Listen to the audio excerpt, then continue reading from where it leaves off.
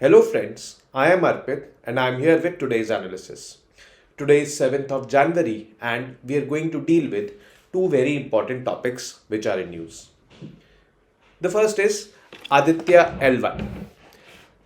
Aditya is India's first solar mission to study the sun. L1 is the name of the point where this observatory will be placed. L stands for Lagrange's. This point is there between the earth and the sun where the gravitational pull from the earth as well as from the sun will be nullified. Apart from gravitational pull, the centrifugal forces which this particular observatory will experience will also be nullified. Aditya L1 is going to act like an early warning system which will notify here on earth about happenings on the sun and whatever preventions we need to take, we can take. The second is Bangladesh elections and its significance for India. Bangladesh elections happened and Awami League led by Sheikh Hasina won these elections unopposed. She's there at the helm of affairs since 2009. She's been a good friend of India. She has kept the radical elements in Bangladesh at bay. She has kept them silent. Whereas the opposition party, that is the Bangladesh Nationalist Party, is said to be pro-Pakistan and gives promotion to these anti-India elements. So for it, from the point of view of India, the significance of this particular event is immense. Positively, it is there for India. So let's get started and let's see both of these topics. Now, Aditya L1 was launched by ISRO on September 2, 2023. Now, September 2 it was launched and January 6 it has been there at this Lagrange's point 1.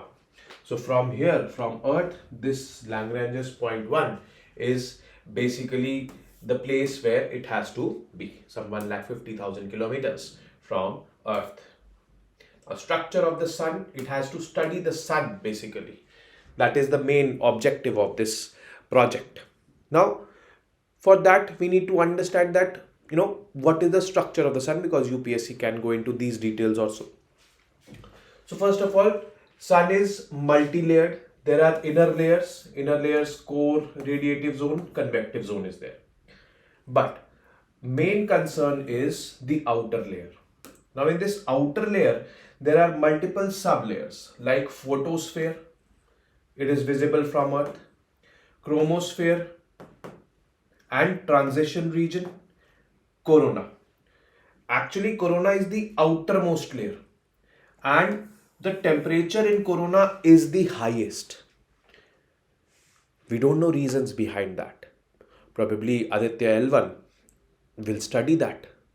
And if its findings are there, then we could come out with these successful outcomes that we've come to know the reason behind this.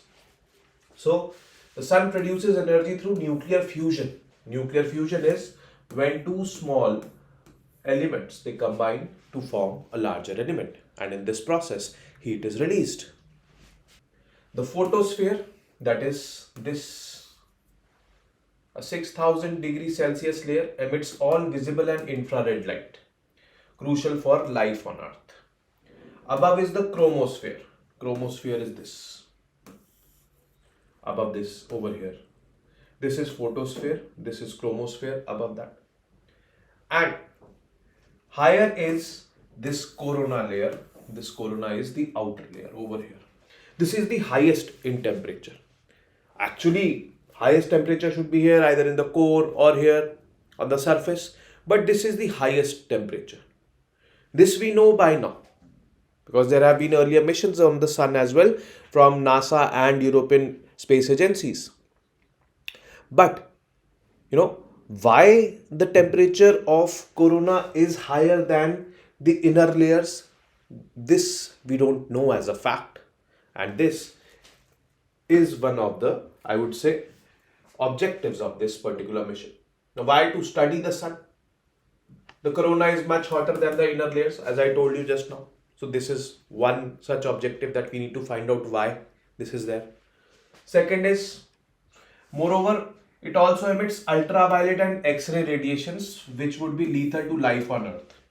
Now we need to study that in what frequency these rays are being emitted, or in what intensity these rays are being emitted. If the frequency and intensity of these rays is such that it can harm life on Earth, then we need to take precautionary measures over here.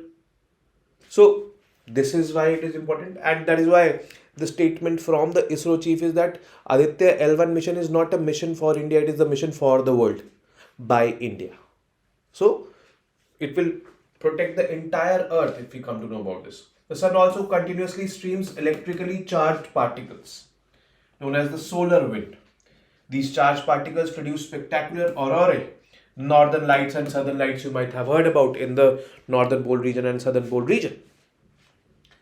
Now we need to study that phenomenon. That phenomenon is also not clearly known that what exactly causes this. So we will come to know about that as well. And knowing about this can definitely have an impact on the polar environment. So that is significant. And as we know that Himadri in I would say Arctic region, that is an observatory which is now running all around the year. We covered that. So it also takes into account these northern lights over there. Or for that matter, in southern pole we have two observatories in Antarctica. There also these southern lights are there.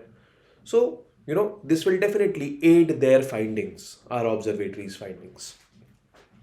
Then solar flares and coronal mass injections. They are unpredictable. They directly affect space weather, space-reliant technologies like satellite communication, networks, and can produce electric power blackouts in the Earth's higher latitudes. This is what solar flares and coronal mass ejections can do. So we need to study them also. These are the phenomena arising from the sun. The source is the sun. So with this, we will come to know ki bhai, how can we tackle them. So in a nutshell, this Aditya L1 is going to act like an early warning system for us on Earth. It will study the phenomena happening on the sun and convey those phenomena to us, and then after then analyzing those phenomena or those findings, we can definitely come to conclusions and then decide ways to prepare or mitigate the, I would say, negative impacts of such phenomena on Earth. So it is like this. What will Aditya L1 do? Its instruments can observe the ultraviolet radiations from the corona and in the process better understand its workings. To monitor the solar atmosphere and the corona, continuously to monitor eruptions on the sun and study the properties of charged particles in solar wind. So largely focus will be corona, but yes, overall processes happening like solar wind, solar flares and all, they all will be into consideration. Crucially, this task has to be carried out from outside Earth's atmosphere because this point L1 which we saw is outside the Earth's atmosphere, and this will then help provide early warning of solar eruptions, allow us to initiate actions to minimize disruptions they may cause. And one more thing, that observation of these ultraviolet radiations will best happen when they are outside Earth's atmosphere, not inside Earth's atmosphere. That has to be noted down because UPSC can go to this level also and ask you the questions that what can be the significance of this Aditya L1 being placed outside the Earth's atmosphere. So it can be able to study the ultraviolet radiations coming from the sun in a much undisturbed, I would say, environment. Because once they enter the Earth's atmosphere, these ultraviolet radiations, either they get absorbed by the ozone, because ozone is known for absorbing ultraviolet radiations, we'll not be able to study them. That is why we went outside of the Earth's atmosphere. Now, what is Lagrangian point? That we need to understand. Now, L1 stands for Lagrangian point. There are 5 such points. L1, 2, 3, 4 and 5. Now, these points are associated with the motion of one astronomical body around another one. Now, one astronomical body, this is Earth, it is revolving around another astronomical body, that is Sun.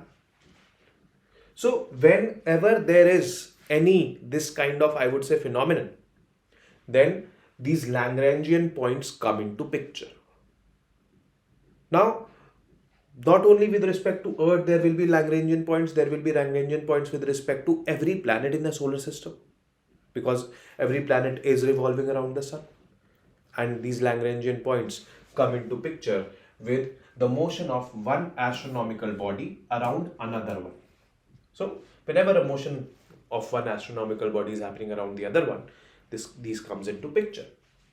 Now, the discoverers of these points were theoretically discovered by two, I would say, scientists. One Swiss mathematician, Leonhard Euler, and the Italian-French mathematician after whose name this point is. His name was Joseph Louis Lagrange. In the 19th century, they discovered these points.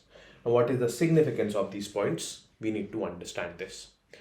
So, now, whenever a satellite or any celestial body is revolving around another celestial body. Now, let's suppose this satellite over here. Now, this satellite will experience gravitational pull of the Earth. Obviously, it will, and that is why these satellites keep revolving around the Earth, because of that gravitational pull of the Earth. And these satellites do not fall on the Earth also, because there is some force which is pulling them outside. So there's a balance maintained, and due to that speed which they reach, they keep on rotating.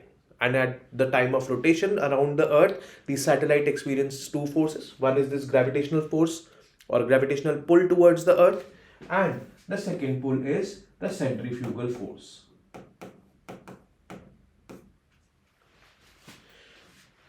Centrifugal force, whenever a body is rotating, is applied outside, centripetal inside.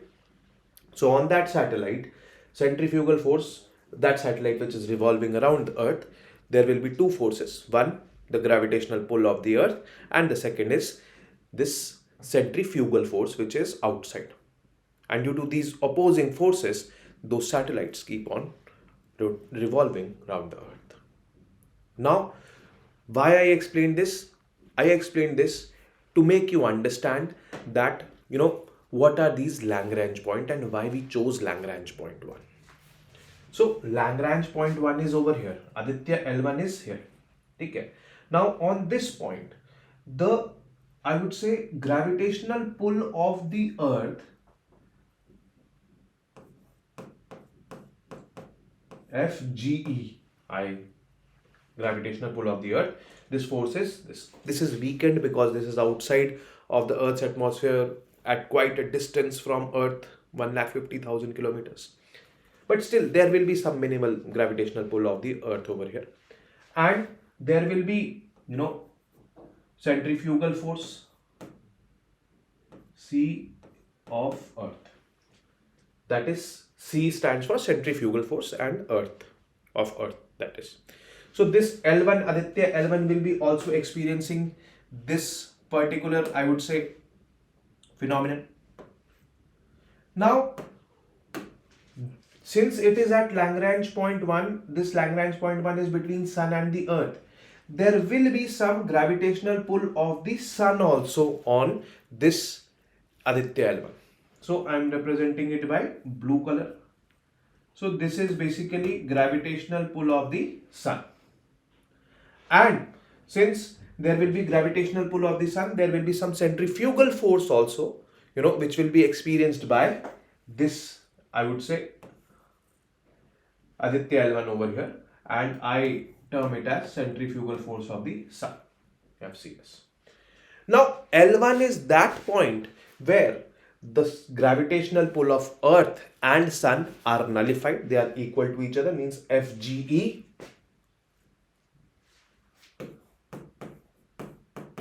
is equal to FGS. And not only this, FCE, centrifugal force of the earth, is equal to centrifugal force of the sun. This situation is there on Lagrange point 1. This situation clearly signifies that the observatory or any object placed over here at L1 will be stable, because forces, the centrifugal forces and the gravitational forces, are nullifying each other of the earth and the sun. So this I wanted to make you understand by this. The phenomenon attached with these points: when a spacecraft is orbiting around the earth, it is affected by the gravitational force exerted on it by the planet. The gravitational force is basically FGE by the planet. Yet it does not fall to Earth's surface, because effectively Earth's gravity is balanced by a centrifugal force, which arises due to the motion of the spacecraft around the Earth. So whenever a satellite is revolving, it will experience two forces. One is the gravitational pull and another is this centrifugal force. The Earth's gravitational pull on spacecraft gets ever so weaker the further it moves from the planet. So if any object is moving away from the planet, the gravitational pull will get weaker. It is commonsensical.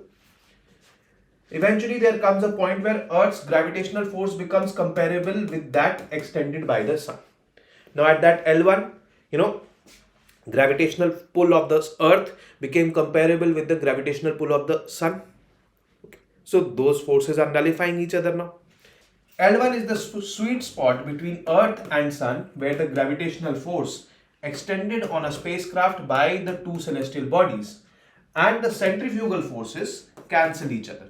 So gravitational forces also cancel each other and the centrifugal forces also cancel each other. So this is basically that. Now why L1 is chosen? That needs to be understood. We could have placed Aditya orbiting around the Earth. Not a big deal, just like other satellites are, and from here it could study, we could magnify the lenses and all, or we could mount more stronger, I would say, instruments on Aditya. But why we chose L1 was because if it would have been over here, first of all, if it would have been orbiting the Earth, Aditya, no, it could be in the victim of eclipses, because many a times Earth would come between this satellite Aditya and the sun. But here in L1, eclipses are minimal. All the time observations will be there. So to maximize basically the time of observations, this was one of the reasons why L1 was chosen. Putting Aditya in the orbit around the Earth would have made the mission much simpler.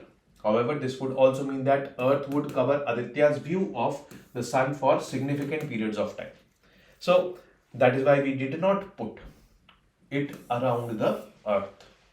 While the duration of such eclipses can be reduced by choosing the correct orbit, and we chose the correct orbit by placing this Aditya at L1 position to get this uninterrupted view of the sun. A few space missions are already parked around the L1 point, including LISA Pathfinder and Solar and Heliospheric Observatory, SOHO. Both of these, LISA and SOHO, are joint projects or collaborative projects of NASA and European Space Agency. So India is not the first country to have a mission on the sun, to study the sun. But yes, it is India's first mission as such, and that too placed at L1. This mission also testifies India's space capabilities once again.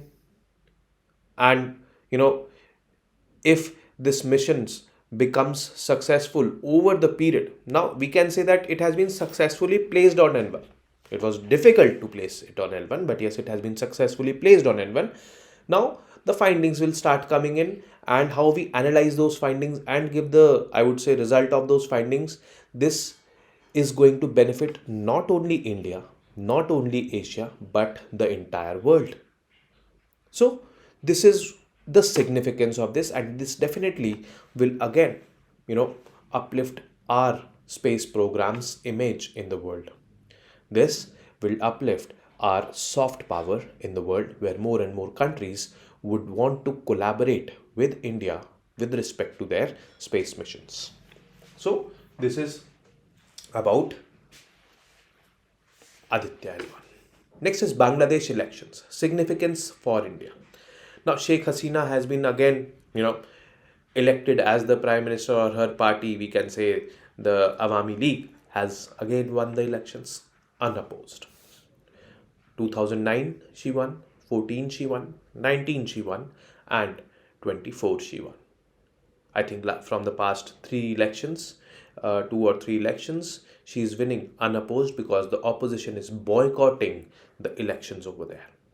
Why they are boycotting? They are not contesting because they say that elections are not fair in Bangladesh, and probably they might not gather that much support, or they might know that she is doing a pretty well job. At least for India, she is good. So this victory of Sheikh Hasina is very much, I would say, beneficial for India, because she has been a very good friend of India, and she has taken certain steps which are not only beneficial for Bangladesh, but it is beneficial for India and the entire South Asian region. She has swiped out all the radical elements from Bangladesh, radical elements which were not only there to destabilize Bangladeshi society or the Bangladesh as a country, but also India they were targeting. And these radical elements were promoted by none other than our beloved neighbor Pakistan.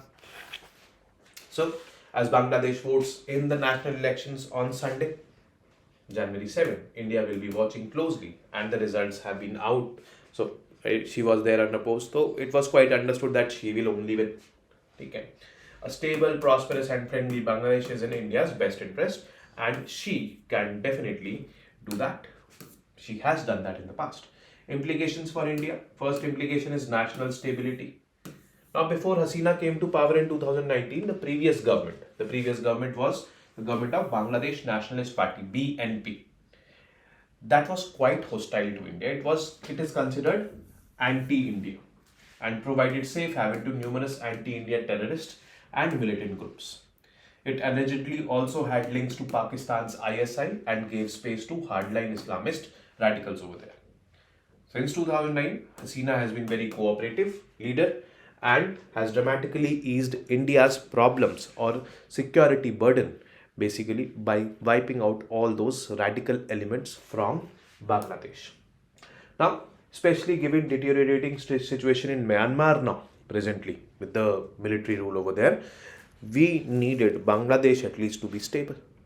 Because, hostile neighborhood is there when we talk about Pakistan, China, Myanmar also. That is enough. We don't want Bangladesh also to be there. So we want a stable Bangladesh. That is definitely in India's interest.